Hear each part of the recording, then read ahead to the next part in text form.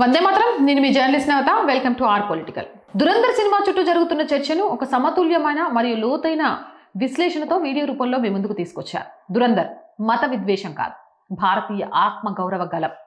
Cinema అనేది సమాజానికి ప్రతిబింబం అన్నప్పుడు కొన్నిసార్లు వాస్తవాలను వెండితెరపై ఆవిష్కరించే క్రమంలో వివాదాలు తలెత్తడం సహజం. ఇటీవల విడుదలైన దురంధర్ సినిమాపై కూడా అటువంటి చర్చలే నడుస్తున్నాయి. అయితే సినిమాను నిశితంగా పరిశీలిస్తే ఇది ఏ ఒక్క మతానికో లేదా పక్క దేశానికో వ్యతిరేకంగా తీసిన చిత్రం కాదని స్పష్టమవుతుంది. ఇది భారతీయుల సినిమా. ఈ సినిమా ప్రధాన ఉద్దేశం భారతీయ దృక్కోణం, దేశ భద్రత, సమగ్రత కోసం పోరాడే వ్యక్తుల కథ.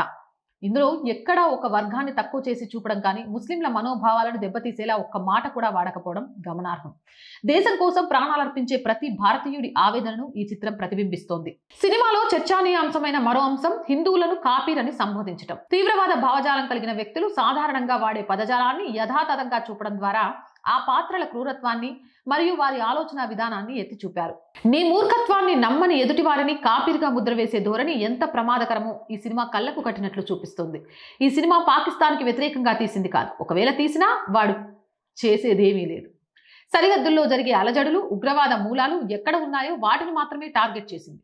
శాంతిని కోరుకుని ఏ వ్యక్తి అయినా ఉగ్రవాదాన్ని వ్యతిరేకిస్తాడు. దురంధర్ కూడా అదే చేసింది. ఉగ్రవాదానికి మతం లేదని చెబుతూనే పట్టుబడ్డ ఉగ్రవాదులు అంతా వాళ్లే అని నిర్మోహమాటంగా చెప్పింది. మతం ముసుగులో జరుగుతున్న అరాచకాలను ఎండగట్టింది. నిజానికి దురంధర్ కేవలం ఒక యాక్షన్ డ్రామా మాత్రమే కాదు, అది జాతీయవాద భావజాలంతో కూడిన ఒక మేధో మదనం. ఎవరిని కించపరచకుండా జరుగుతున్న పరిణామాలను ఉన్నది ఉన్నట్టుగా చూపడంలో దర్శకుడు సఫలమయ్యాడు.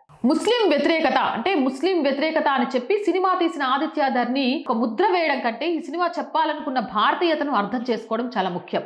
దేశభక్తి అనేది ఒకరిని ద్వేషించడం కాదు, తన దేశాన్ని ప్రాణం కంటే మిన్నగా ప్రేమించడం. అది ప్రతి ఒక్కరూ తెలుసుకోవాలి. జై హింద్, జై భారత్.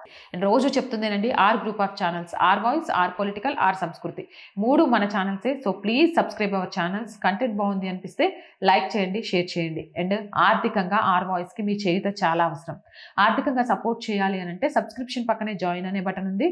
1 to 5 లెవెల్స్ ఉన్నాయి. ఏదో ఒక లెవెల్లో సపోర్ట్ చేయండి. లేదా స్క్రీన్ మీద గూగుల్ పే, ఫోన్పేతో పాటు అకౌంట్ డీటెయిల్స్ ఉన్నాయి. మీకు తోచిన సహాయాన్ని అందించండి. వ్యాపార ప్రకటనల కోసం 8328 500 576 నెంబర్ని సంప్రదించండి. జై హింద్, జై భారత్.